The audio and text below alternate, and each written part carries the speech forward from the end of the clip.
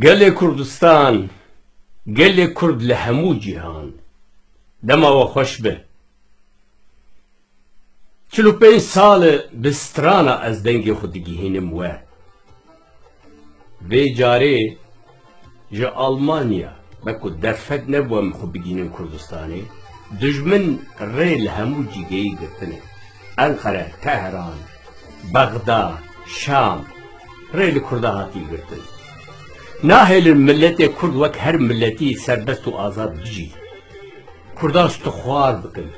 تیک ببن بندست بکن داگیر بکن و همو کدا گل کرد و کردستانی بخون دجمنه کی هوو و هار لحلق دور راسری کردستانی لهر هیلی نه یک دجمنه 3 4 5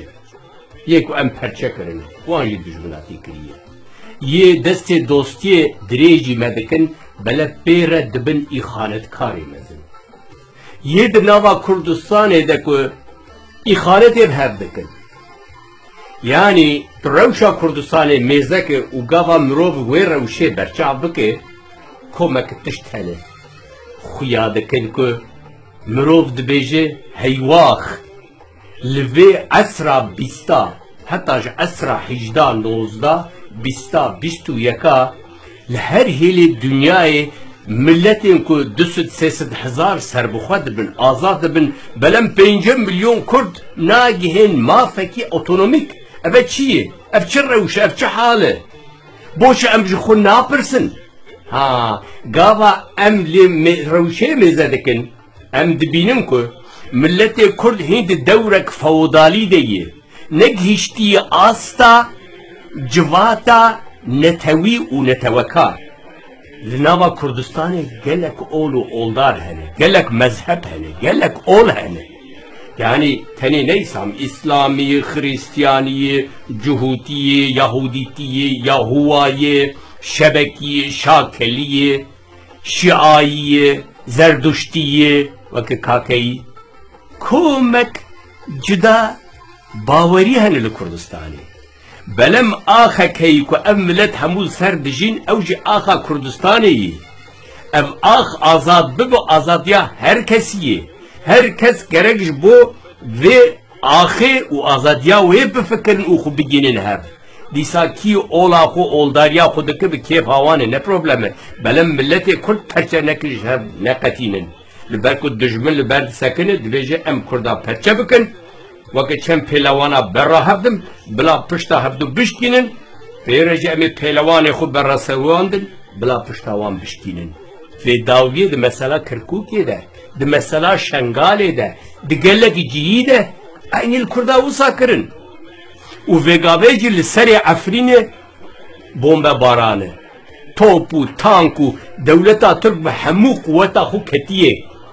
لحیلاده دولتا سوریه ده بیجه ده ترک لیددن کی لیددن کردن ذاتی بلا لیددن یعنی درد همیا چاوا ملت کرد پرچه بکن و تیک ببن بلم کرد ویواری ده های خونه بن بروحکی نتوی رانه بن اگر نکانه بل کرکوکه و شنگاله و لآمده و لشرناکه و لسیبینه و لمردینه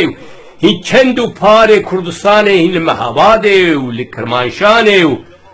او لکامشلوک و افرین خودی درکبن دجمنه پار به پار یک بیک تک به تک بقدینه اب غصایی یعنی در روشا کردستان فودالی دا آغاتی بکتی بنمالی عشیری هر وسا دمشه ابیا تسیری سیاسی کرداجی کرنه جبروی هاوی سیاسی کردا نکان خوب بدن هف به یک دست و یک مل انیا که رزگاری چه بکن او یکیتیا که نتوی چه بکن اگر ام فکر رامان یکیتیا نتوی و انیا رزگاری نکن مجیو دل ملت خو باور بکن چه جاری ام نکام ببن خدان دولتو خدان سرخبون ابا وساتی هین گلک تشتانه کو ام ببیشن گلک تشتانه قابا وخست امی وانجی ببیشن یعنی فلسفه برفره مروف هنکی دیروکه میزنده که جی دیروکه گلک تشتاتینه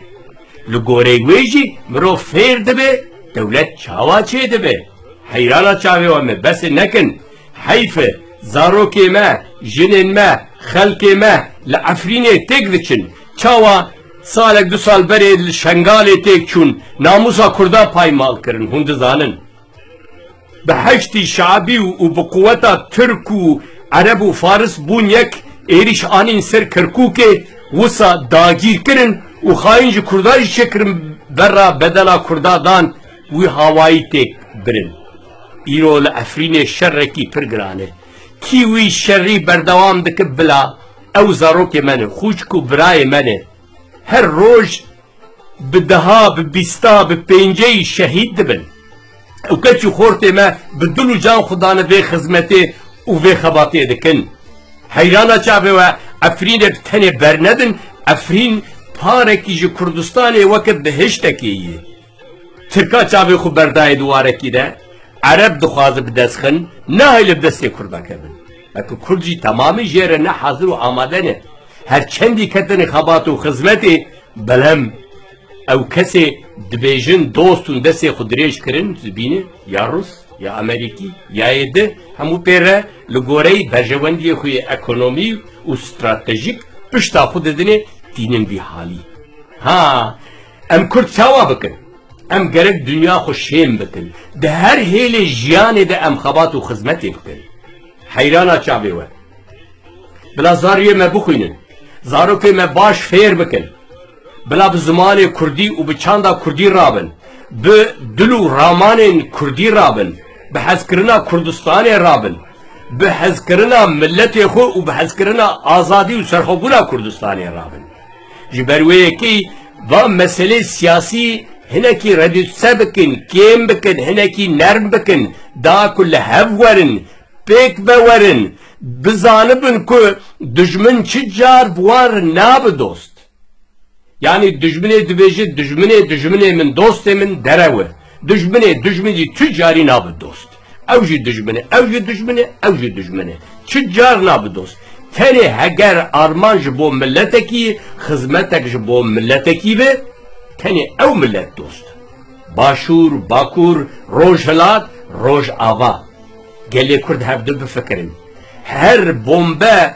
u bombe barani li kudara Kurdistanê bikeve اوا تکلداری همو ملت کردکه هایا و هبه حیرانا و چاوه من رونیا من افرین تنه بر ندن افرینش دست بچه دریه لیدانی و ایریشی و خرابی و کمکجیش ترکاره بده به افرینش دست نچه افرین ریکا آزادی لکردستان ودکه پیاج بیر نکه سلافو ریزه من جبوه همیا از بدلکی شوات و بدلکی غمگین هاورا خوتینم جواره حیرانا چاوه وک مگوت به هر هوایی چه دبه بلا بگره هیز و حرکت کرد خوب بگینن هف انیاک رزگاری یکیتیاک نتوی چه بکن دا که ملت کردجی بوی رنگی دلو و روحکی خورت و هزدار بگرن ورن سرهب باوگیاک باش پیدا وره هیدیا خود بلن ببه تا که کان خبات و خزمتی باش بکن سلاف و ریزن